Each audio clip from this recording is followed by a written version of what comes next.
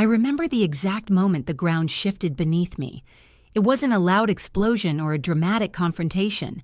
It was a single message, 10 plain words on a glowing screen that shattered 3 years of planning in less than 10 seconds. You've done your part by paying.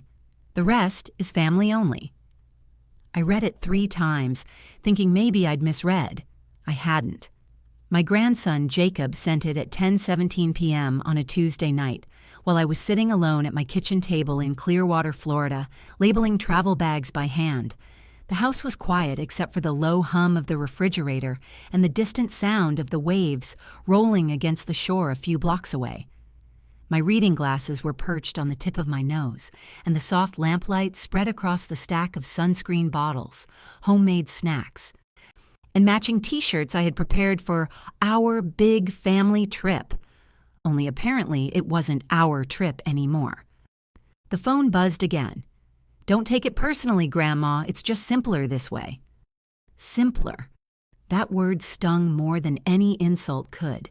It was a clean erasure, like taking a photograph, cropping someone out and pretending they were never standing there to begin with. For 3 years I had saved for this trip. Not just money, but moments. I'd cut cable, sold furniture I'd inherited from my mother, tutored kids online late into the night, even when my eyes burned and my joints ached. I'd turned down lunch invitations, lowered the thermostat in winter, and skipped my favorite tea every month just to tuck a few extra dollars into what I called my dream fund. The dream was simple. Take my family, my son, his wife, and their children, to the Florida Keys, to the same stretch of beach my late husband and I visited on our honeymoon 50 years earlier. I wanted my grandchildren to feel the same sand between their toes, to see the ocean through the same golden light, to roast marshmallows under the stars while I told them how their grandfather once proposed to me right there, with a shell instead of a ring because we couldn't afford one yet. I imagined us around a fire pit, barefoot, the kids holding candles, asking questions about the man whose laugh still echoed through this house. I pictured my son leaning back, smiling, remembering where he came from. And for a long time, that image had kept me going. But as I stared at that text, that dream cracked clean down the middle. I didn't cry, not yet. I sat there, perfectly still. The way you do when something inside you slips loose and you know the sound of the brake will catch up in a second. The refrigerator hummed. The clock ticked.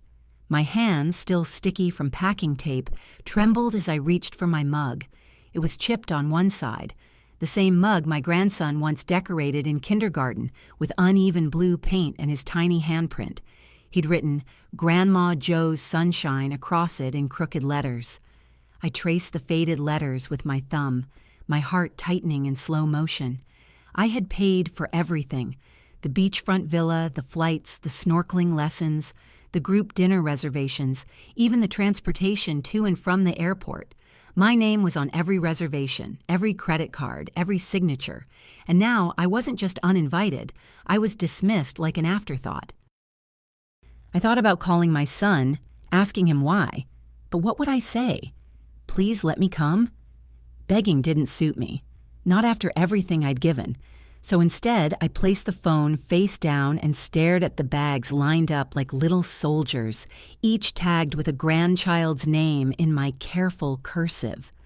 For the first time in years, I felt shame. Not anger, not even heartbreak, just the hollow, bitter shame of someone who'd built a bridge no one planned to cross. That night, I walked to my desk, turned on my old laptop, and opened the account labeled Keys Family Fund. The balance blinked back at me, $24,886.32. Every penny had been earned, tucked away, and planned down to the last snorkeling mask. I hovered over the Freeze Transactions button. One click and every linked payment, villa, airline, excursions, would stop dead. But I didn't click it. Not yet. Instead, I opened a blank document and started typing names. Carol, my neighbor, who hadn't left Florida in 20 years. Beverly from church, who always brought food to potlucks but never went anywhere for herself. Denise, who raised 3 grandchildren alone and once told me she'd never seen the ocean up close. It was just a list, but it steadied my hands. When I closed the laptop, the house was silent. A storm was gathering, but not outside. Inside me. The next morning, sunlight spilled across the kitchen like nothing had changed. I brewed peppermint tea, sat at the table, and watched a pair of seagulls fighting over a crust of bread outside my window. My phone buzzed again. This time, it was my daughter-in-law, cheerful as ever. "Morning, Joe, just making sure the final payment goes through tomorrow." So excited. Excited. For the trip I'd built. The trip I wasn't part of. I asked softly, "Do you need me to bring anything? Snacks for the kids? Motion sickness bands for Emma?" There was a pause. Then her voice sharpened just slightly. "Oh, no, you don't need to bring anything. Actually, we were thinking maybe this would be a good time for you to rest. You've done so much already. Just focus on you, okay?" Rest. As if I were a worn-out appliance, they'd decided to unplug. When the call ended, I stood by the window and stared at the birdbath my husband installed decades ago. The water was perfectly still, like a held breath. And in that silence, something inside me hardened. They thought I'd stay quiet. They thought I'd keep smiling, keep funding, keep fading into the background. They forgot who I was. I may be old, but I'm not invisible. And if they thought they could erase me from the story I wrote, they were about to find out what happens when Grandma Joe picks up the pen again. I didn't sleep much that night. Not because I was sad anymore. Sadness had been replaced by something quieter, heavier, sharper. Clarity. I moved through the house like a ghost, folding the same blanket twice, wiping an already spotless counter, straightening picture frames that didn't need straightening. Every corner of my home whispered memories. Jacob's school drawings taped to the fridge, Emma's seashell collection in a jar by the window, my son's muddy sneakers once drying by the back door, all reminders of how much I'd poured into this family. By morning, the decision was no longer a question. It was a clock, ticking toward a moment only I knew was coming. I sat at my desk, opened my laptop, and clicked into the travel fund account again. My name sat at the top of every page. Account owner, Josephine Monroe. Linked cards, villa, airline, car rental, snorkeling tours, group dinner packages, 6 in total. All drawing from one source, mine. Beneath the list of transactions sat a simple toggle. Activate transaction freeze mode. All linked cards will be disabled immediately. Authorization required to resume. My finger hovered above it, but I didn't click. Not yet. Because revenge without timing is just noise. I wanted precision. I wanted them to feel what I felt the moment that text came in, not with screaming or accusations, but with the cold, undeniable silence of consequences. I pulled up their itinerary. I knew every detail because I had planned every detail. Their flight from Tampa International Airport was scheduled for 9:25 a.m. Check-in at 7:25, boarding at 8:55. They'd arrive in the early morning, buzzing with vacation energy, matching straw hats on their heads, the kids holding stuffed dolphins I'd bought them last Christmas. They'd breeze through security, grab a muffin at the Gate Cafe, and then the cards would stop. I marked 7:20 a.m. on my calendar. That would be the moment. But I wasn't cruel, not the way they were careless. I gave them one last chance. At noon, the day before their departure, I sent a message to my son. It was soft, kind, me. "Hey, if you need help with the kids' bags or snacks for the flight, let me know. I can drop some things off tonight." Read at 12:08 p.m. No reply, not a single word. By evening, nothing. No thank you, no apology, no acknowledgement. That was my answer. I closed the messaging app and opened the banking page again. This time I clicked. The toggle turned blue. A confirmation box appeared. "Are you sure you want to pause all linked transactions?" "Yes. All cards will be disabled immediately. No further charges can be made without account owner authorization." "Yes." Done. The screen blinked. The travel fund froze in place like a lake under winter's first frost. Quiet, still, unforgiving. I leaned back in my chair and exhaled. It wasn't gloating. It was release. For the next 24 hours, I said nothing. When my daughter-in-law posted a photo of their matching beach outfits on social media, I didn't comment. When Jacob sent a "can't wait for tomorrow" message to the family group chat, I left it on read. And when Emma sent me a little voice note, "Grandma, I'm going to see dolphins." I pressed it to my chest and whispered, "I'm sorry, sweetheart. One day you'll understand." The morning of their departure, I woke before dawn. The house was dark except for the faint orange glow of the streetlights outside. I made a pot of coffee and sat at the kitchen table with the same chipped mug. This time, there was no shaking, just quiet anticipation. At 7:22 a.m., the first text came in. "Hey, Mom, getting a weird error at check-in. Can you check the travel account?" I placed the phone face down and took a sip of coffee. 5 minutes later. "Mom, the airline's saying the card declined. Did the bank flag something?" 10 minutes after that, my phone started buzzing nonstop. Calls, voicemails, messages stacking on top of each other like dominoes. "Mom, please call me back.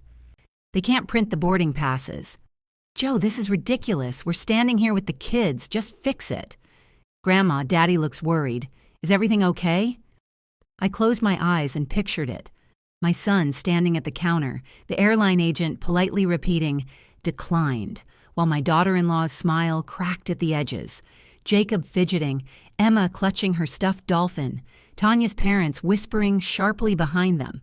The scene playing out exactly the way they had planned, except for one detail.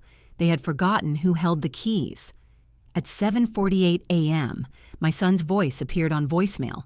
This time, it was lower, strained. "Mom, I don't know what you did, but if this is about the messages, can we talk? Please." No apology, no remorse, just the urgency of someone whose perfect plan had hit a wall. I let it all play out while I watered my plants. By 8:15 a.m., the car rental company sent me an email. "Dear Ms. Monroe, your reservation has been automatically canceled due to payment failure." At 8:30 a.m., the villa followed. "Due to transaction issues, your reservation has been released. We hope to welcome you again in the future." And at 8:52 a.m., just as they should have been boarding, my son tried one last time. "Mom, I'm begging you. We're about to miss the flight. Just unlock it and we'll talk after. Please." I turned off the phone. I walked to the window and watched the sun rise over the neighborhood, washing the quiet streets in gold. For the first time in a long time, I didn't feel like a background character in their story. I felt like the author. By mid-morning, my house phone had fallen silent. The frantic wave of calls and messages had crashed against the wall of my silence and slowly receded into a low, uncertain trickle. I hadn't checked any of them, not a single one. Instead, I opened my back door and stepped into the soft Florida air. The sky was painted in the faint coral hues that follow sunrise, and the neighborhood was just beginning to stir. A lawnmower coughed to life 2 streets over. Someone's sprinkler hissed. And inside my chest, a strange calm spread, like the quiet after a storm. But this time, the storm had been theirs, not mine. I poured a second cup of coffee and sat on the porch, listening to the distant roar of airplanes taking off from Tampa International. One of those planes should have been theirs.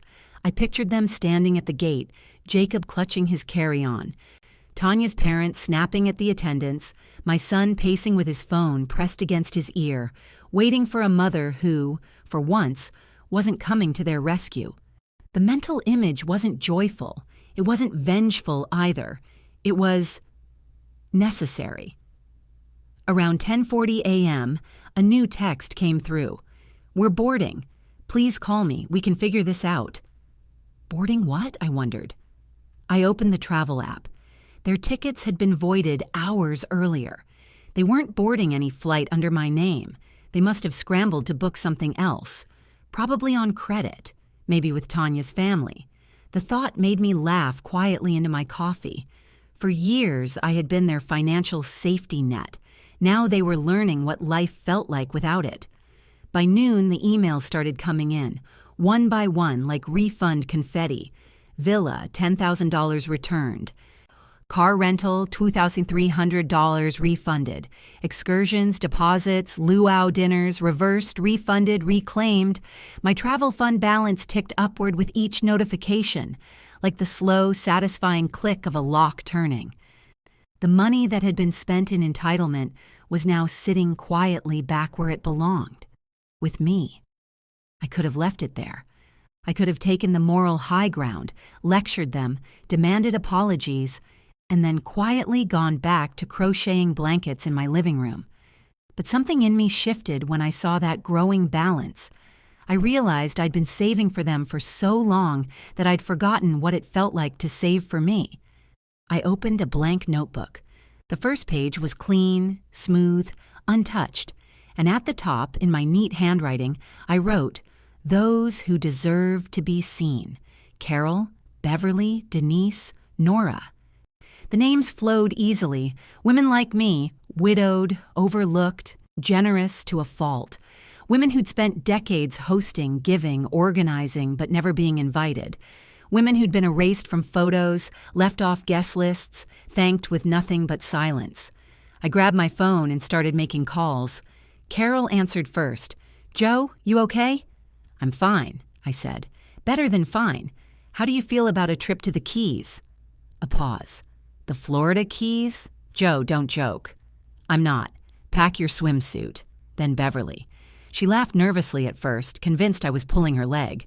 Denise actually cried, real, confused tears, when I told her I'd booked a villa for us. "Why me?" she whispered. "Because someone should," I said. "Because you matter." Their disbelief reminded me of how I had felt when my husband surprised me with our first road trip to Key Largo, like life could still hold unexpected kindness. By evening, I was in full planning mode. I called the travel agent, the same one who had been startled by my cancellation earlier, and gave her a new list of names.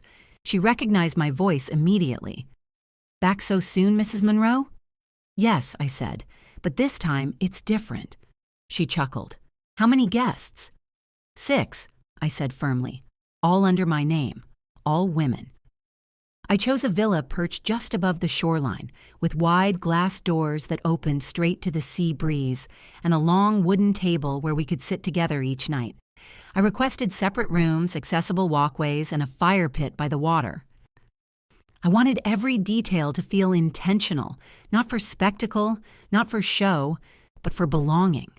When I hung up, the house felt brighter somehow, lighter. Around 7 p.m., my phone buzzed again. This time, it was an email from my son.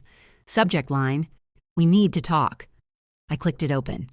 "Hi, Mom. Things didn't go as planned. We ended up having to book last minute, and it's been a mess. Tanya's parents covered some of it, but we're kind of in a bind now. I know you're upset, and maybe we could have handled some things differently, but can we talk about maybe returning the original deposit? We'll pay you back as soon as we can. Please don't let this ruin everything." I stared at the words for a long moment, returning the deposit, as if they had contributed anything but entitlement. As if the money I'd earned through sleepless nights belonged to them by default. I closed the email without replying, not out of spite, but because some questions don't deserve answers. The next morning, I stood by the window, suitcase at my feet. My passport, sunglasses, and James's framed photo were tucked safely inside. The air was already warming, the smell of salt riding the breeze. For the first time in years, my heart didn't feel like it was waiting for someone else's permission to start beating again. I locked the door, rolled my suitcase down the driveway, and whispered to the wind, "This time, it's my turn." The day I left Clearwater felt nothing like I had imagined 3 years ago. There were no screaming kids racing down the hallway, no frantic luggage shuffling, no Tanya barking orders like a cruise director. Just me. One suitcase, one carry-on, and a framed photo of James wrapped in bubble wrap and tucked between my dresses. The Uber driver helped load my bag into the trunk. He was a young guy, probably Jacob's age, humming along to the radio. He asked if I was heading to see family. "Something like that," I said and smiled. The drive to Tampa International was calm. Sunlight spilled through the palm trees lining the road, and the sky was that perfect, almost too blue Florida shade. For years, airports had been places where I played the supporting role, holding snacks, watching luggage, waiting while everyone else checked in first. But this time, I walked through the terminal with my head up, ticket in hand, moving on my schedule. Carol was already at the gate when I arrived. She wore a bright floral scarf and clutched her boarding pass like it might disappear. "Joe," she breathed, standing to hug me. "I thought you were kidding." "When have you ever known me to joke about the ocean?" I said. She laughed, a light, shaky sound that carried years of disbelief.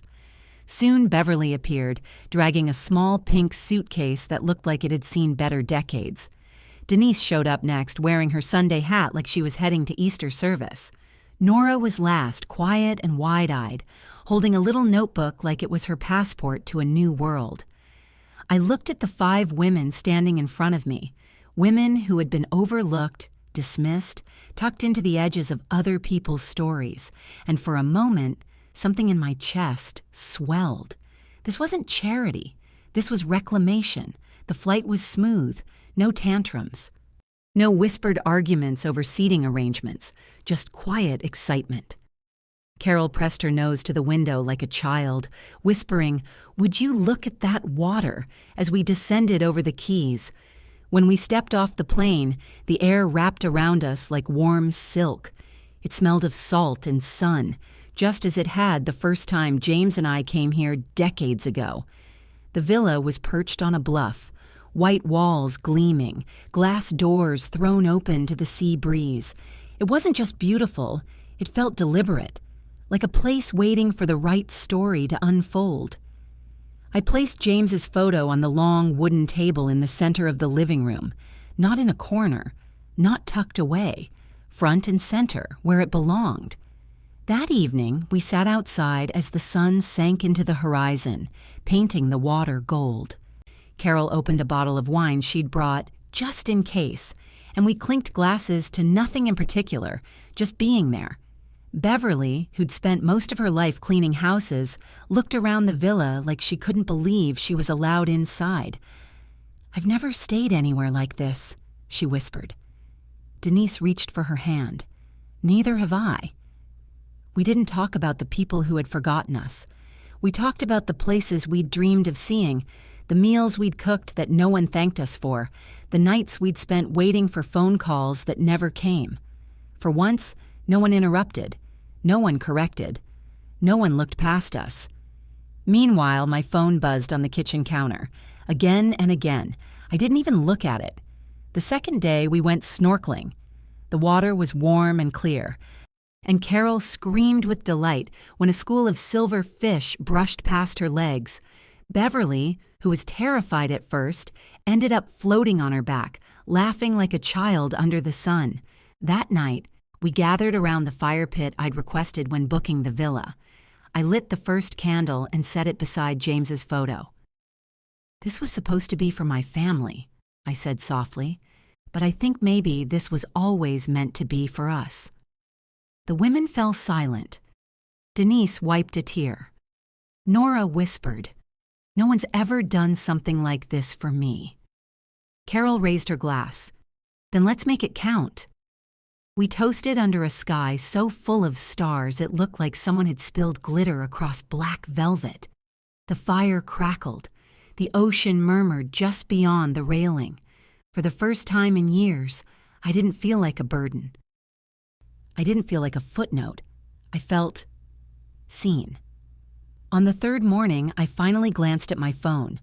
There were 27 missed calls from my son, 14 from Tanya, and a handful from unknown numbers I assumed were Tanya's parents.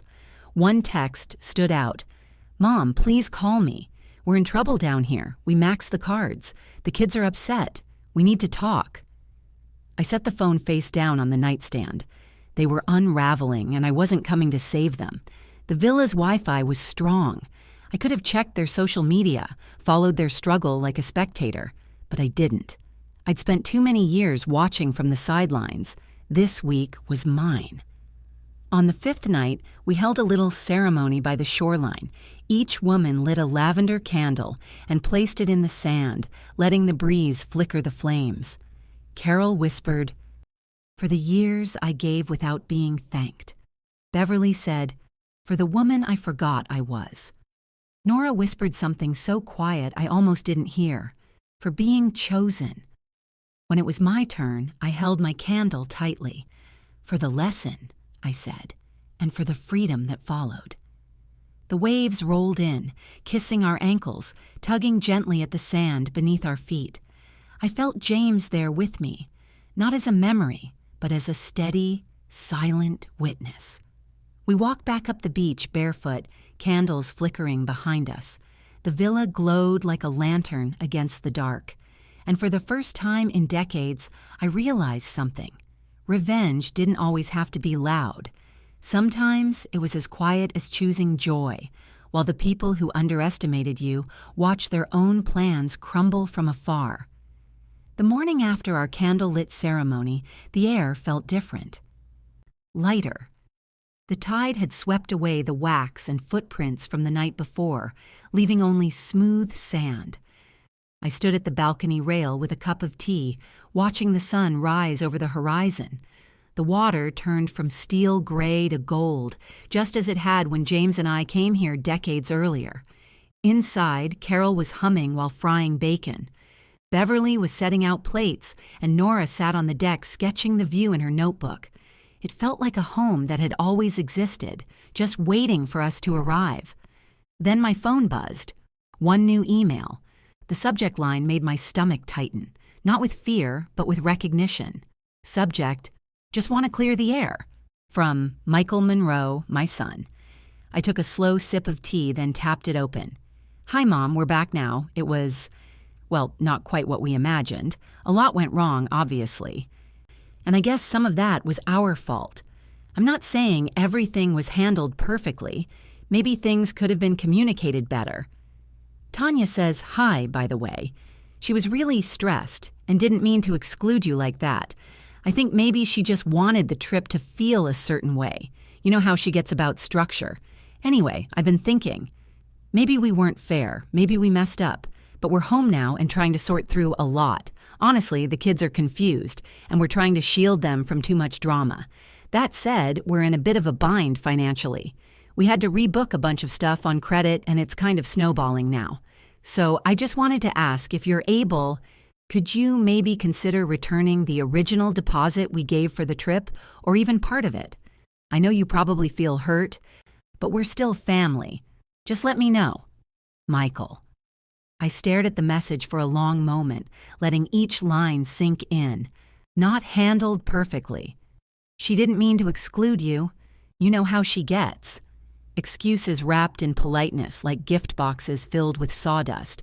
And then the part that made me almost laugh, returning the original deposit. There was no deposit from them. There had never been.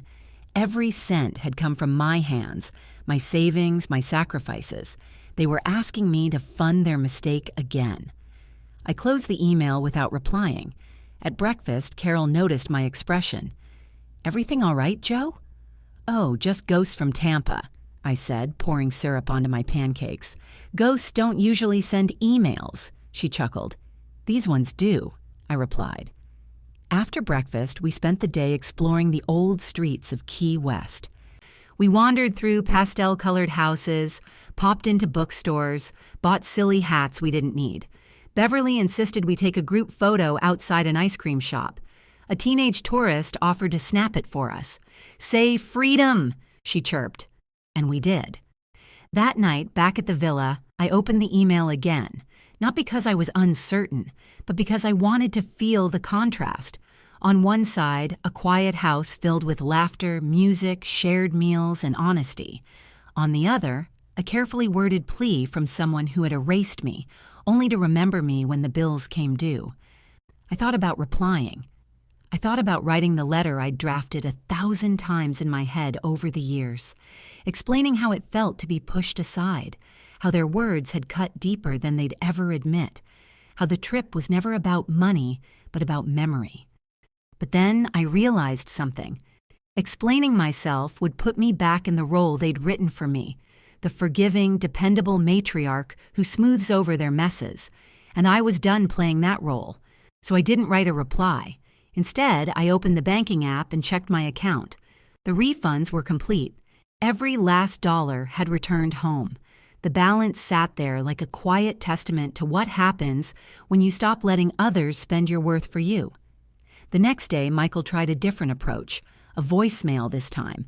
His voice sounded tired, worn thin. "Mom, look, I know you're mad, and you have every right to be. We messed up. Tanya messed up. I messed up. But this isn't just about us."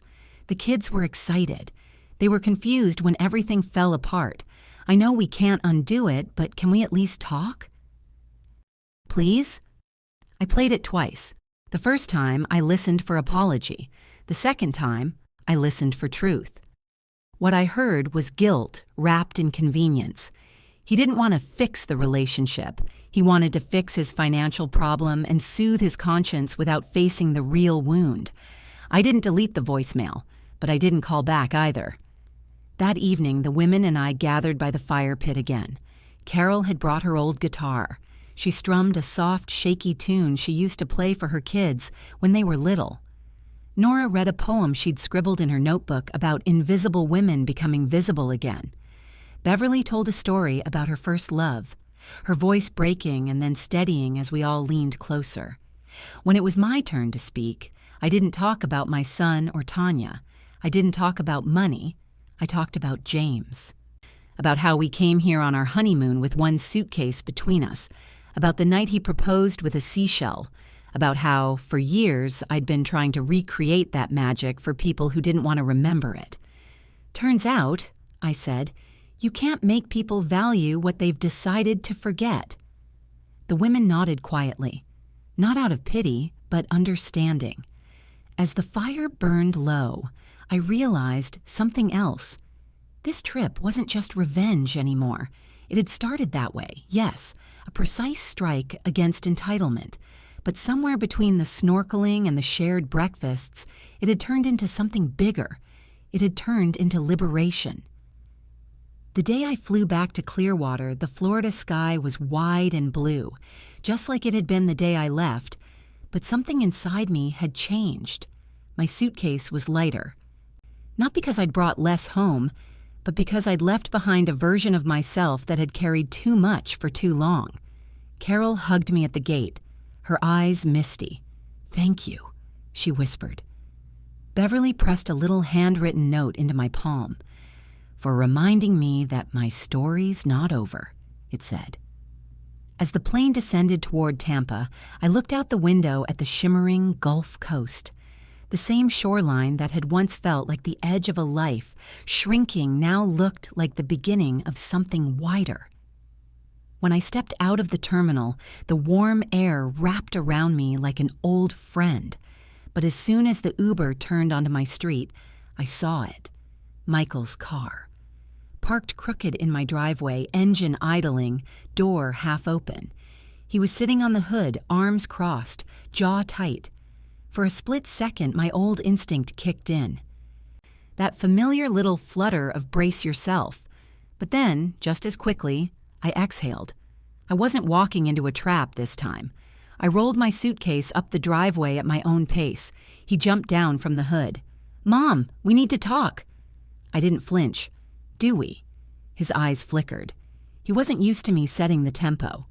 "Look, can we not do this out here?" He gestured toward the house like it was still his stage. I unlocked the door, wheeled my suitcase inside, and left it by the hall. He followed me in like a man who'd rehearsed a speech. "I tried calling. I tried emailing. You didn't answer." "I know," I said simply, hanging my hat on the rack. He blinked. That wasn't in his script. "Mom, this has gotten out of hand. Tanya's furious. Her parents are furious. We had to put everything on credit to salvage the trip. Do you have any idea what kind of mess we came back to?" I turned slowly, meeting his eyes. I imagine it's the kind of mess that happens when you build something on someone else's back and expect them to keep carrying it forever. He opened his mouth, closed it again. He wasn't expecting calm. He was expecting guilt. "This isn't you," he finally said, softening his tone. "You've always been there for us. For me." "Yes," I replied, "and you've always known it." Silence stretched between us. The refrigerator hummed. Outside, a mockingbird called. "Mom," he tried again, "you froze the account without warning. The kids were terrified at the airport. Tanya's parents were humiliated. You could have just talked to us." I tilted my head, "like the way you talked to me when you uninvited me." His face flushed. "That was Tanya. You know how she is. She wanted the trip to be family only." I finished for him. "I remember the text." He shifted uncomfortably. "I didn't mean for it to sound that way." "It didn't sound that way," I said, my voice steady. "It was that way."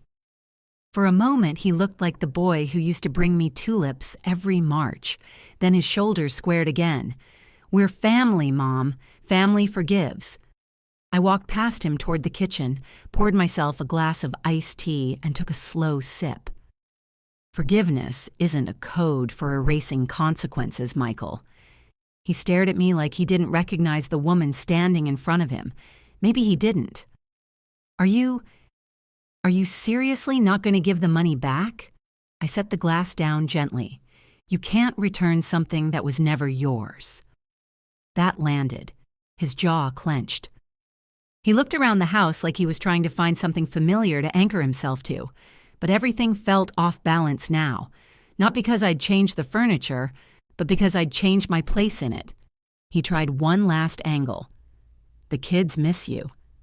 I softened just for a heartbeat. "I miss them too." "Then why are you doing this?" "Because," I said quietly, "I'm done being erased." He stood there for a long moment, hands on his hips, breathing hard through his nose. Then he shook his head like he was trying to wake from a dream. "I can't believe this." "I can," I answered. He left without slamming the door, which somehow hurt more. I stood alone in the quiet house. The confrontation I'd avoided for years had finally happened, and I hadn't caved. Not once. Later that night, I unpacked my suitcase slowly. I placed James's photo back on the mantel, lit the lavender candle, and let the scent fill the room. The silence wasn't heavy anymore. It was full. I checked my phone. No new messages, but I knew this wasn't over. Michael had always believed that if he pushed long enough, I'd fold. He was about to learn that the woman he thought he could guilt into silence no longer lived here. For about a week after Michael's visit, things were strangely quiet. Too quiet. The kind of silence that doesn't mean peace, it means planning. I went about my days with a kind of steady rhythm I hadn't felt in years. Morning walks by the water, a cup of tea on the porch at sunset, lunch with Carol, who couldn't stop telling everyone at church about the trip that changed her life. I didn't volunteer details. I didn't need to. The glow on my face did all the talking, but beneath that calm, I knew something was brewing. Michael had left my house defeated but not resolved. Tanya wasn't the type to let things go, especially when humiliation was involved. It came on a Sunday. After service, I stopped by the church hall for coffee and pie, like I always did. I was halfway through a conversation with Beverly about her new hobby of painting seashells when I heard it. A sharp, performative laugh from across the room. Tanya's laugh. I turned slowly. There they were, Michael, Tanya, and the kids, standing in the corner like a family portrait propped up on display. I hadn't seen them at church since before the trip. Tanya had her arms crossed, chin slightly lifted. That practiced posture of someone about to address something. "Mom," Michael called out too loudly. Heads turned. I took another sip of coffee, pretending not to notice the attention shift. "Michael," I said evenly. He came toward me with Tanya trailing like a shadow.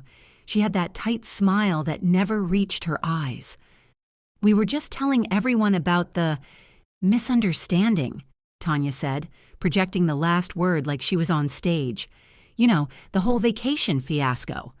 I raised an eyebrow. Were you? She nodded brightly, though her jaw was tight. Yes, people were worried. You know how rumors spread. We just wanted to clear the air and make sure no one thought anything unkind. Michael glanced around. A few church members were hovering nearby, pretending not to eavesdrop. Carol had frozen mid-sentence, her pie fork halfway to her mouth. Tanya placed a hand dramatically over her heart. We all make mistakes, right? Family forgives. That's what church is about. Ah, there it was. The performance.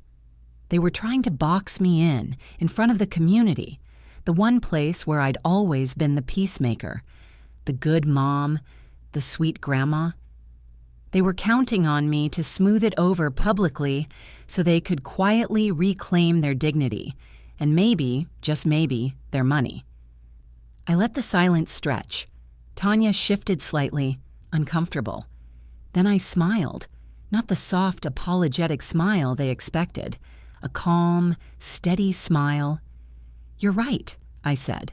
Family should forgive, but forgiveness only works after someone tells the truth. A few people stopped pretending not to listen. Michael's face tightened. Tanya laughed again, too loudly. Well, of course, and we're just glad you've cooled off. We all know the trip situation was just a little misunderstanding about funds. No, I said gently, still smiling. It wasn't a misunderstanding. It was theft of trust. And when trust breaks, money freezes. That's not drama. That's math. The air shifted. Tanya's smile faltered. Michael's eyes widened. They hadn't expected me to speak plainly. Not here. Mom, Michael hissed under his breath. This isn't the place.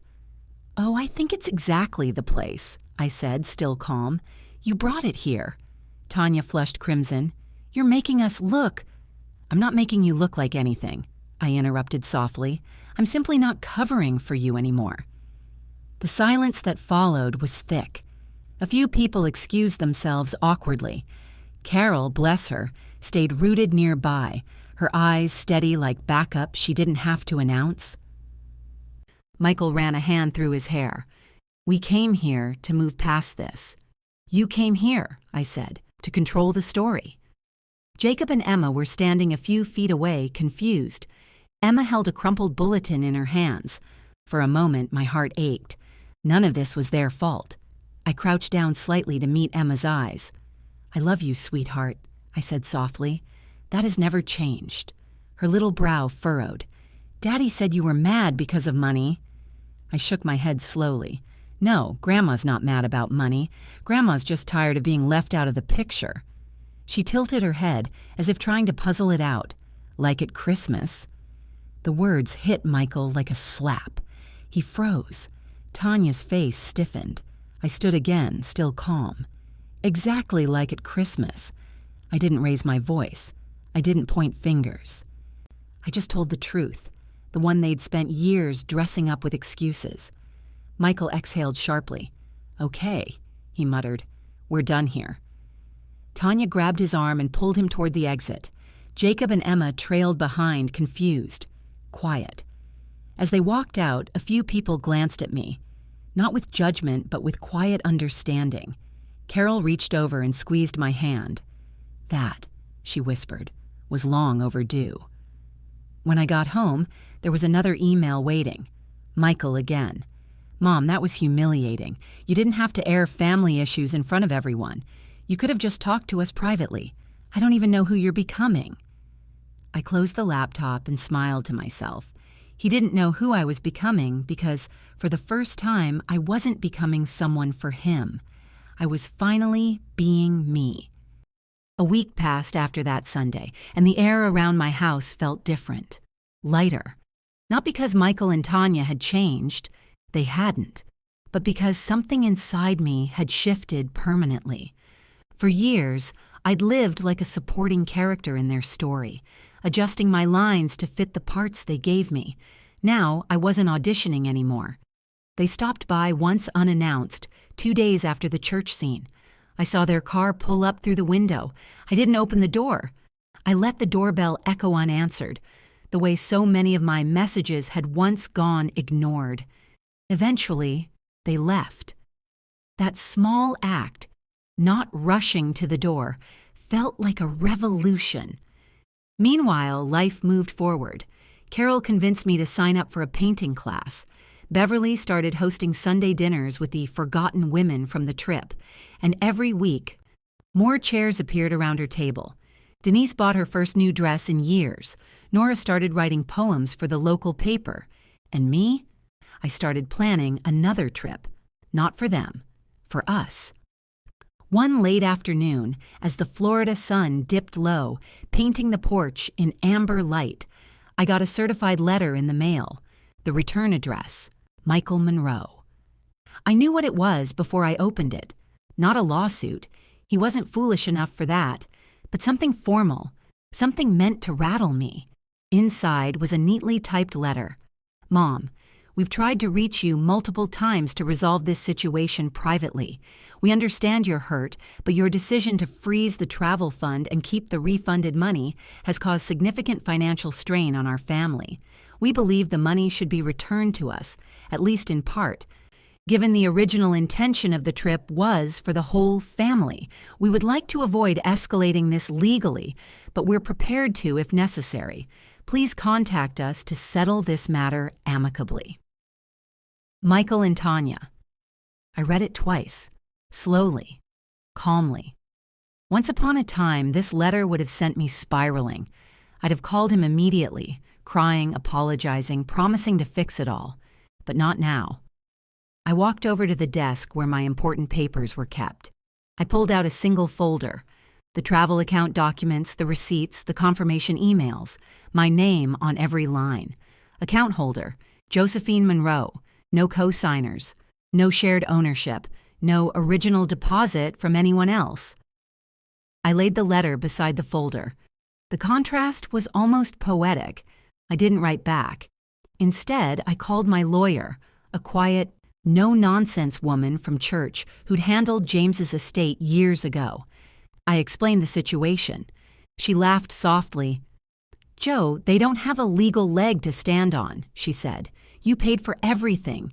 You froze your own account. They can huff and puff, but they can't blow your house down. If they send anything else, forward it to me." "Thank you," I said, and I meant it. Not just for the legal clarity, but for the reminder. I wasn't powerless. I never had been. 2 days later, Michael showed up again, this time alone. He looked tired, not angry, just deflated. "Mom," he said quietly, "can we talk?" I opened the door but didn't step aside. "Talk," I said. He hesitated, then sighed. "I didn't mean for things to get this far." I said nothing. "I know you're angry," he continued, "and I deserve some of it. But the kids miss you. Emma keeps asking why Grandma doesn't call." That one hit me square in the chest. "I miss them too," I said softly, "but loving them doesn't mean accepting disrespect from you." He winced. "Tanya," I held up a hand. "No, this isn't about Tanya anymore. This is about you. You let it happen. You let me get pushed out over and over, and you said nothing. That trip wasn't the first time. It was just the loudest." He lowered his gaze. For a moment, he looked like the boy who once drew me with a cape and called me his hero. "I didn't know how to fix it," he whispered. "You didn't try," I said gently. He nodded slowly. "I'm sorry." It wasn't dramatic. It wasn't even tearful.